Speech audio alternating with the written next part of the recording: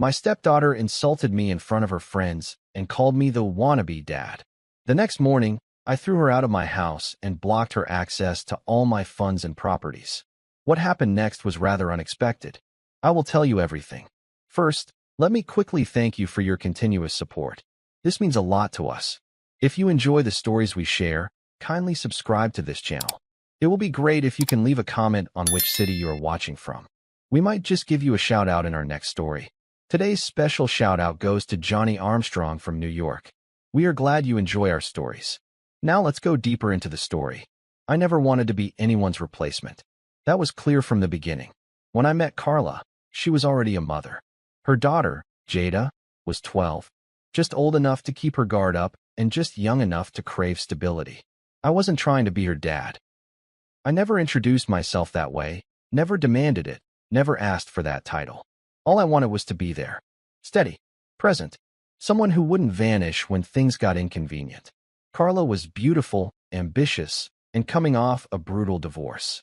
I was in a comfortable place, own business, quiet house, no kids of my own. It could have stayed simple, but I fell for the idea of family. I chose that life. I chose them. The first year, Jada barely spoke to me unless prompted. I'd get nods, eye rolls, grunts. Carla said it was normal. She's protective, she'd say, brushing my arm in reassurance. She'll come around. So I waited. I drove her to school, sat through middle school concerts, and paid for every little thing her father never showed up for. I didn't mind. I told myself that respect wasn't given, it was earned. And God, I tried to earn it. When she wanted a horse-themed birthday party, I built a makeshift stable in the backyard. When she failed math, I hired a private tutor. When she cried over friends who turned on her, I was the one sitting outside her room, just waiting for her to say anything. I never pushed. I just wanted to be a constant in a world that had already let her down too many times. But nothing I did ever seemed to be enough. By the time she turned 16, it was like living with a stranger who hated me just for existing. Carla always made excuses. Teenage girls are tough, she'd say. She doesn't mean it. But sometimes, Carla didn't see what I saw. How Jada would go completely cold when I walked into a room. How she'd talk to me like I was the help. How she'd purposely exclude me from conversations, plans, even pictures. I chalked it up to immaturity, tried not to take it personally. But it ate at me. Quietly, steadily, it chipped away at whatever warmth I used to feel in my own house. I remember the night it all snapped. It was a Friday. Jada had a few friends over. Girls from her college, all polished and loud, throwing their bags on my white couch like it was theirs. Carla was out of town for a conference, so I was the only adult home. I didn't mind the noise, I was used to it, but something told me not to linger too long. I brought out extra sodas and snacks like I always did, trying not to hover. "Thanks, Mr. Reynolds," one of her friends said. I smiled, nodded, and turned to go. Then I heard it, loud enough to freeze me mid-step. Why does he always try so hard? Like, he's not even my real dad. He's such a wannabe. It's kind of pathetic. Laughter followed. Not shocked laughter, comfortable, complicit laughter. I didn't move. I stood just around the corner, out of sight, holding a tray of drinks like an idiot. My hands were shaking. Not with rage, something colder. Emptier. It wasn't just the words. It was the casualness of it. Like that's how she always talked about me. Like I was nothing more than a running joke in my own damn house. My chest tightened, but I swallowed it. I put the tray down, walked upstairs, and sat on the edge of my bed in silence for a long time. I must have stared at the floor for an hour before I could finally breathe normally again. The next morning, she came down like nothing happened. Hair in a messy bun, phone in hand, scrolling with that practiced disinterest. She didn't even look at me when she said, "We're out of oat milk." I looked at her, really looked. Her face was so familiar and yet so distant. "We're out of respect too," I said quietly. She blinked, confused. "What?" I stood up slowly, pushing my chair in. "You have 30 minutes to pack your things. You're no longer welcome here." She laughed, literally laughed. "You're kidding." "I'm not. You can't just kick me out. This is my house." "No, it's mine. And you've made it clear you don't want me in your life. So I won't be." She stormed off, calling her mother. I could hear Carla's voice yelling through the phone. Shocked, furious. But I didn't care. I logged into my accounts, deactivated her credit card, revoked access to the shared vehicle, changed the smart lock codes. Everything I had set up to make her life easier. I shut down in under 20 minutes.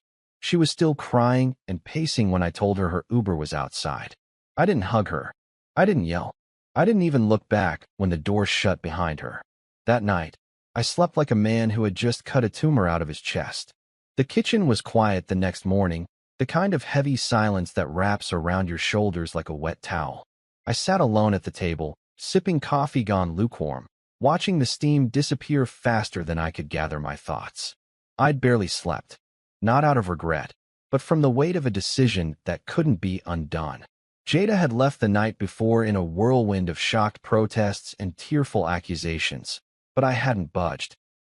The words she'd said in front of her friends kept echoing through my head like a chant I couldn't unhear. Wannabe dad, pathetic. My chest tightened every time I remembered the smirks, the giggles, the way they dismissed me like I was a bad sitcom character. I hadn't expected gratitude, but that level of contempt, it hollowed something out of me. When Jada finally came down that morning, she looked like someone who'd just walked off a runway. Hair straightened, flawless makeup, attitude back in place. There wasn't an ounce of remorse on her face. She wore her defiance like a designer coat, zipped all the way up. She glanced at me, then at the untouched breakfast I'd made out of habit, eggs, toast, the oat milk she'd complained about, and gave a scoff so soft, it barely registered. I should have ignored it. Should have let it slide like all the other little slights. But something in me snapped. I was tired of letting things slide. I was tired of pretending to be okay while living with someone who clearly resented every breath I took in her presence. You can sit, I said without looking up, but you won't be staying. She laughed again. Still on that. I folded my hands on the table and looked her dead in the eye. You said what you said, and I'm done pretending like I didn't hear it. She rolled her eyes and leaned against the counter. It was a joke. God, you're so sensitive. No wonder you're not a real dad. I didn't flinch. Exactly. I'm not your real dad. So I have no obligation to house you, feed you, or bankroll your life. You're an adult now, Jada. You made your choice. Now live with it. She blinked, startled for just a moment. The cool girl exterior cracked. But then she smiled, tight, smug. Mom won't let this stand. I stood and picked up my keys. Then she's welcome to find you a place to stay. You've got 30 minutes. I left the house before I said something I couldn't take back. I drove around for a while, aimless, just trying to calm my heartbeat. My phone buzzed nonstop, calls from Carla, a few from Jada that I ignored. Each buzz felt like a demand, a tug at my patience. I parked at a strip mall, bought a coffee I didn't need, and sat in the lot staring out at nothing. When Carla finally sent a message that simply read, "We need to talk now," I drove back home, steeling myself. I'd expected anger. I didn't realize how far she'd be willing to push back. When I opened the door, they were both there, Jada on the couch like nothing had happened, Carla standing in the foyer with her arms crossed like a principal waiting to scold a student. I closed the door behind me and set my keys down with slow, deliberate movements. Carla wasted no time. You had no right, she snapped, voice trembling more with emotion than volume. This is my daughter. You don't get to just throw her out like trash. I took a breath, trying to stay calm. She disrespected me. Not just privately, but in front of her friends. She made a mockery of everything I've done for her. And you've allowed it to go on for years. She's a kid, Carla cried. She's 20, I corrected. A grown woman who knows exactly what she's doing. And if you really think this is just about one comment, then you haven't been paying attention. Carla stared at me like I'd spoken in another language. Jada, from her spot on the couch, smirked and twirled her phone between her fingers. That look, so smug, so unbothered, ignited something inside me I didn't know was still burning. I turned to Carla, trying one last time to reach her. Do you really not see it? The way she talks to me? The way she treats me like a joke? I never tried to replace her father. I just tried to be a decent man in her life. And she's done nothing but spit in my face for it. She's going through things. Carla shouted. You think she's perfect? She's been struggling. With identity, with pressure, with being held accountable? I interrupted. Because that's all this is. She's never had to face consequences, and now that she has, you're acting like I'm the villain. Jada stood, arms crossed. You act like you're some kind of hero. You bought things. Big deal. That doesn't make you a dad. I looked at her, really looked, and I felt nothing. No anger, no heartbreak. Just a cold understanding that this person was never going to see me as anything other than a wallet. You're right, I said quietly. I'm not your dad, but I was your lifeline, and I just cut the cord. Carla lunged forward, grabbing my arm. You can't do this, Darren. Please, don't let this ruin everything. But it already had. I pulled my arm away and stepped back. You made your choice the moment you let her walk back in here without an apology. You chose her comfort over my dignity. So what now? She whispered. I stared at her for a long moment before speaking. Now, I call my lawyer. There was a stillness in the room after that. Not silence, just stillness. Like everyone suddenly realized this wasn't just a fight. This was the moment things broke. Carla blinked fast like she was trying to hold back tears, but I didn't reach for her. I didn't comfort her. I'd done that too many times, only to be undermined later. Jada sank back into the couch, suddenly quiet, suddenly unsure. I went upstairs and closed the door behind me. My hands were steady as I took off my wedding ring and placed it on the nightstand. It was the most peaceful I'd felt in years. By the time I came downstairs the next morning, I already knew something was wrong. The house was too warm, too loud, too full of tension to be empty. I heard the unmistakable shuffle of flip-flops against hardwood and the low hum of voices I hadn't expected to hear again. Not yet, and not like this. When I turned the corner into the living room, there she was. Jada. On the couch, legs curled beneath her like she owned the place, a bowl of cereal in her lap and her phone in her hand. No apology, no sheepish glance, no remorse. Just a flick of her eyes in my direction before she turned back to her screen like I was the help again. And right behind her, standing with arms crossed and that practiced look of fury, Carla. She looked rested, resolved, like she'd had all night to convince herself she was right. Like she was ready to go to war over this.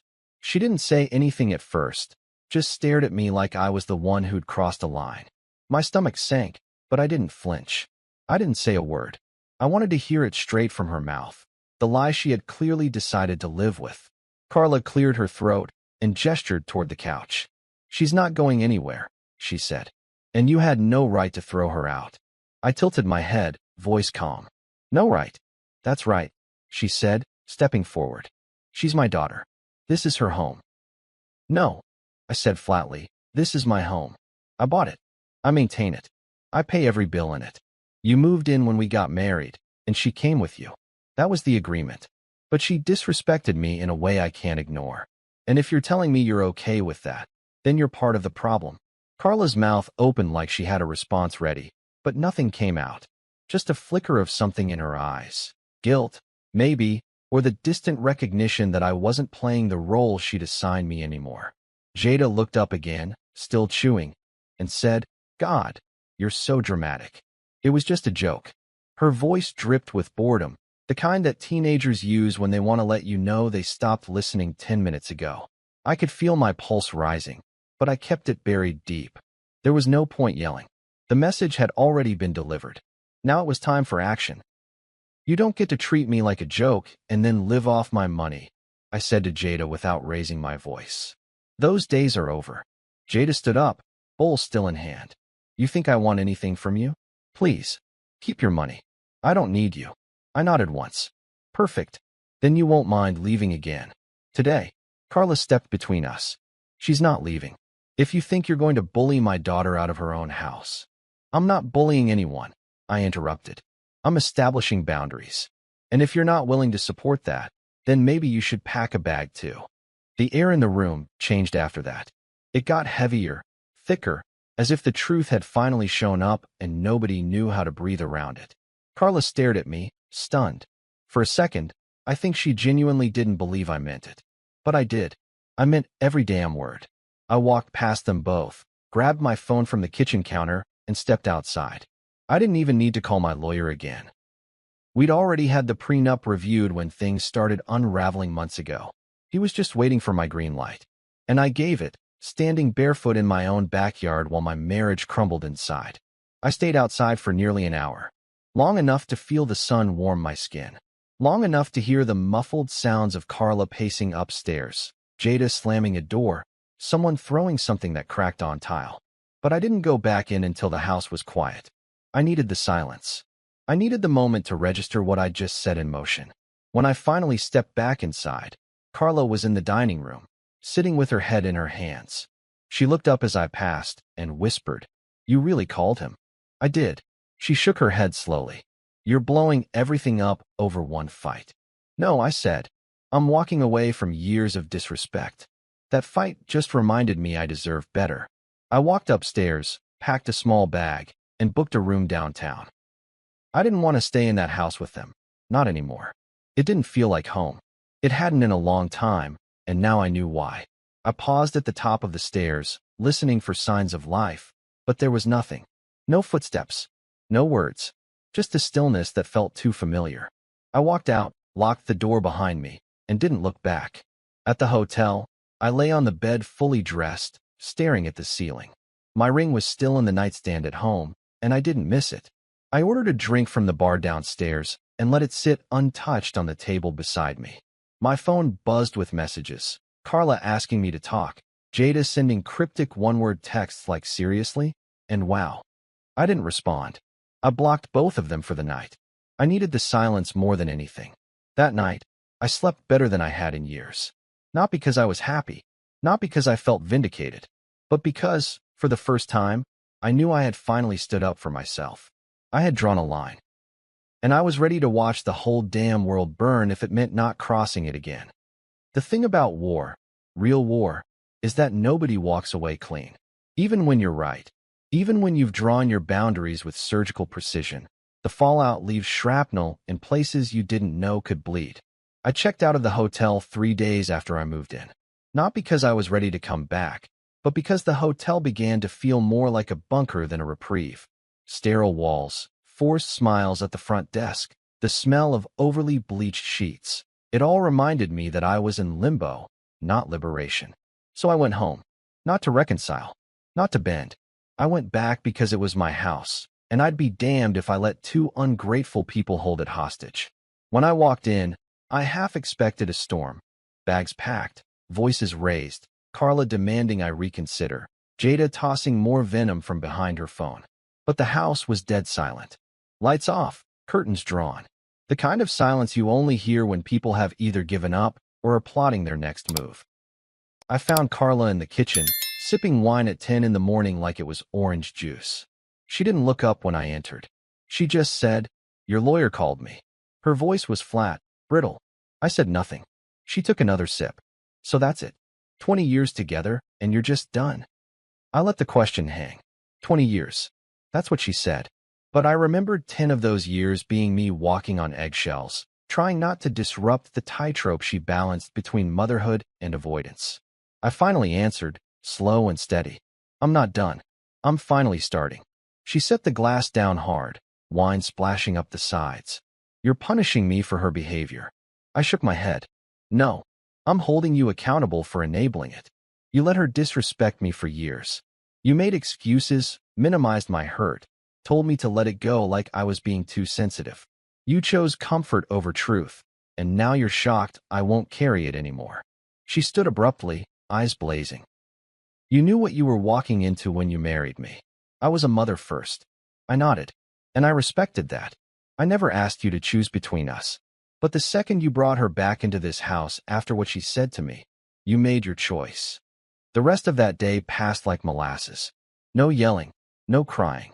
Just 2 people tiptoeing around the ruins of what used to be a marriage. Jada didn't come out of her room once. I knew she was still in the house because the Wi-Fi log showed her phone connected all day. That, and I heard music through her door. The kind of passive-aggressive blaring that was supposed to let me know she was fine. That she didn't care. That she was winning. But winning what? That's what I kept asking myself. What game did she think she was playing? And what exactly was the prize? A house?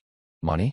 The satisfaction of watching someone who tried to care crumble under the weight of her contempt? A few days later, the papers were served. Carla didn't cry.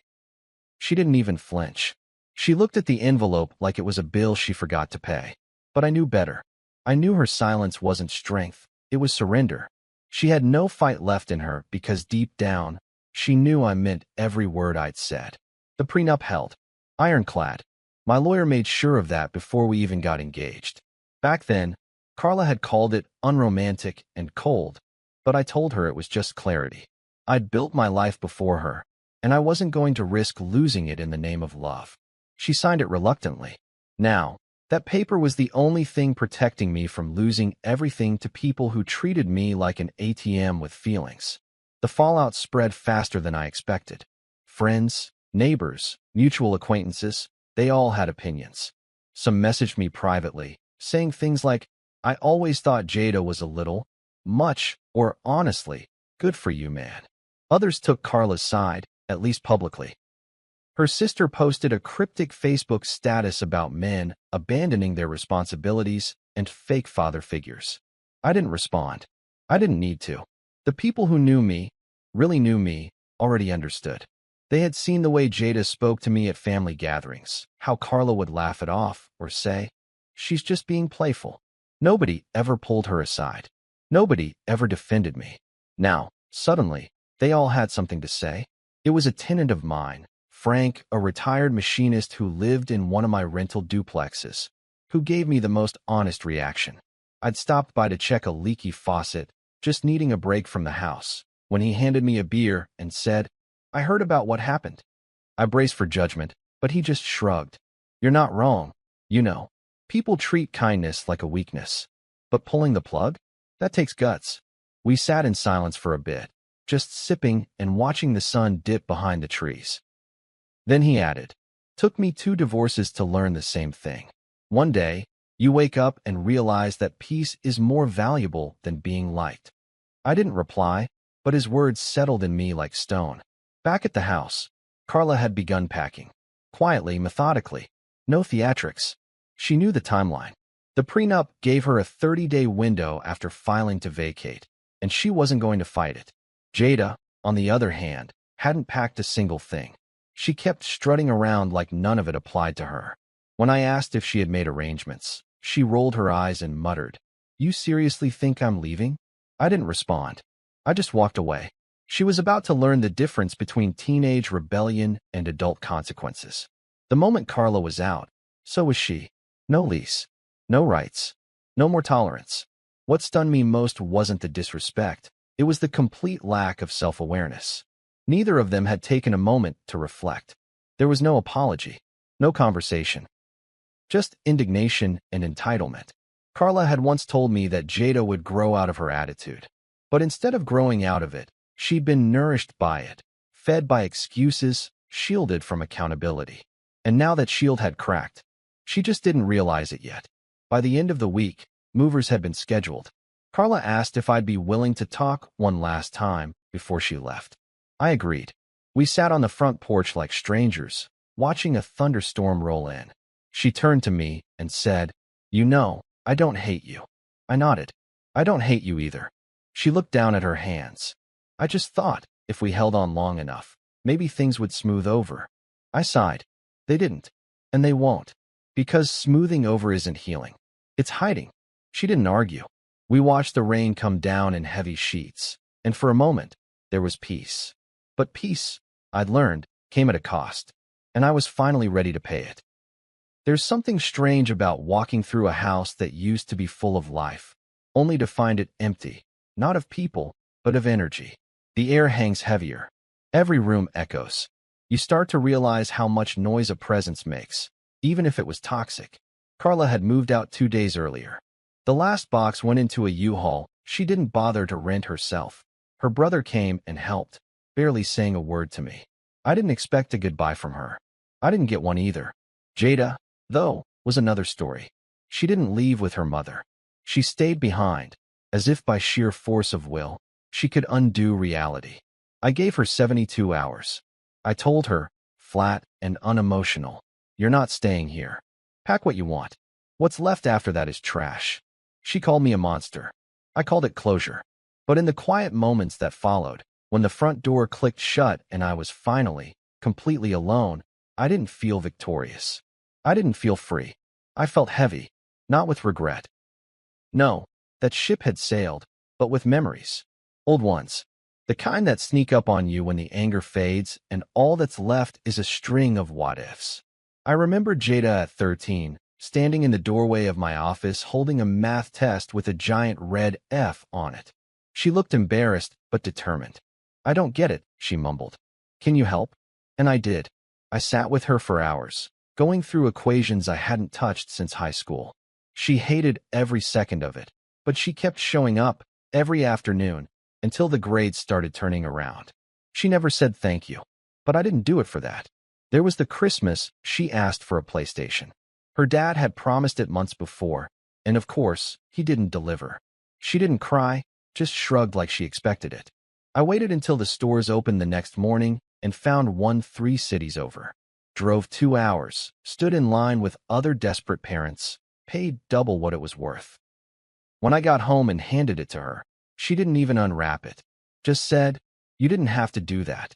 But I did, because I wanted her to feel like someone finally came through, like someone kept their promise.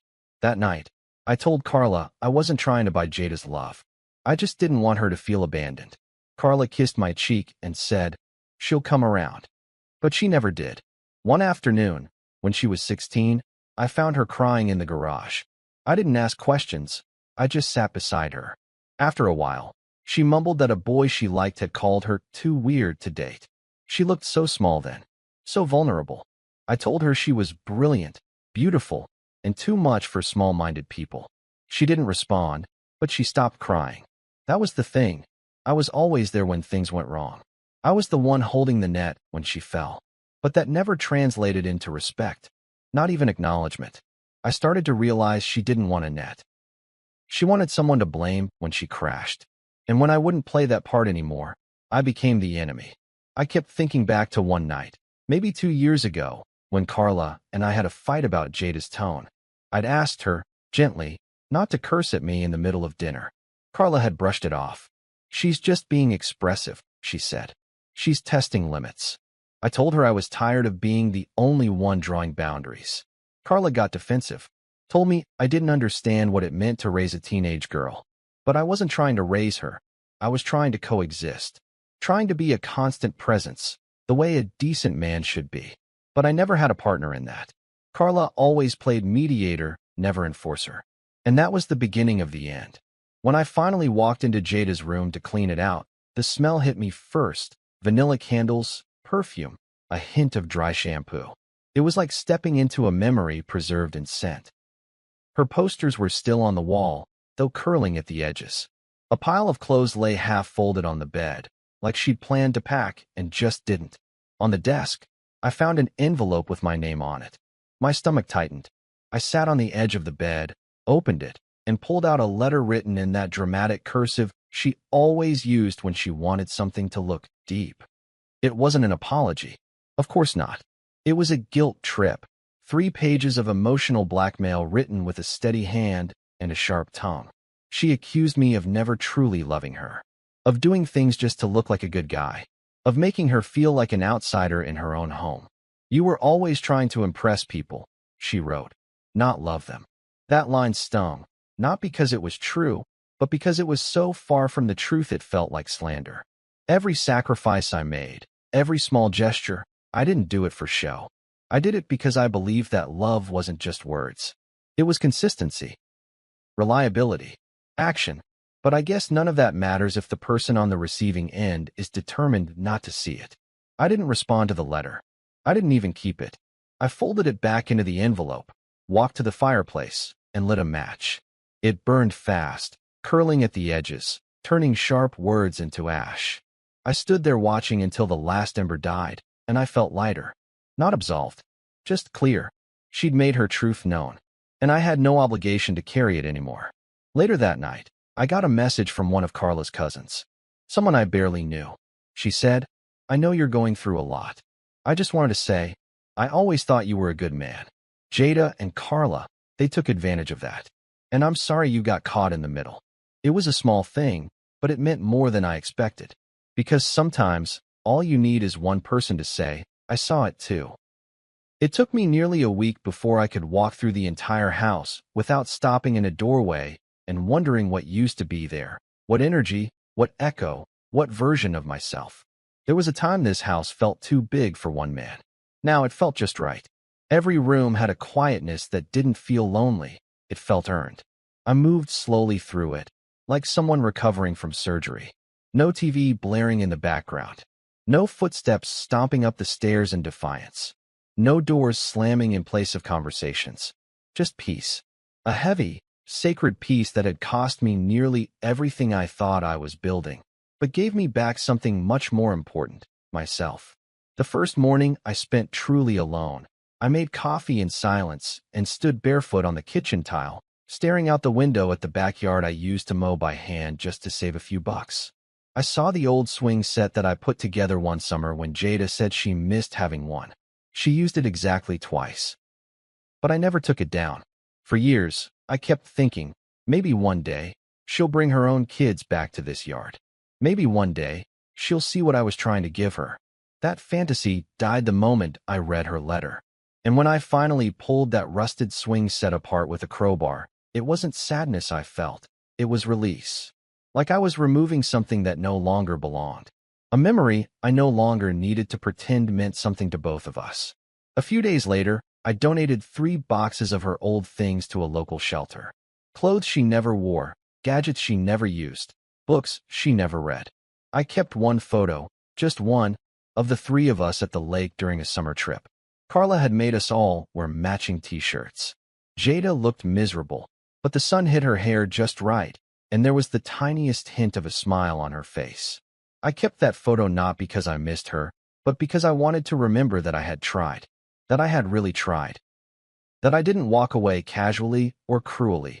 I walked away after giving every damn chance that should have been given. And then some.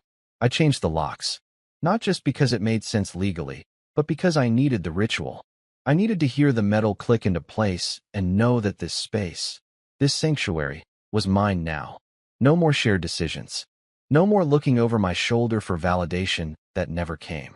It was a strange feeling, standing at my front door with a set of brand new keys. Like a man who'd finally come home, even though he never really left. I slept better that week than I had in over a decade. My dreams were quiet. No faces. No yelling. Just silence. And the hum of an air conditioner that no longer had to compete with drama.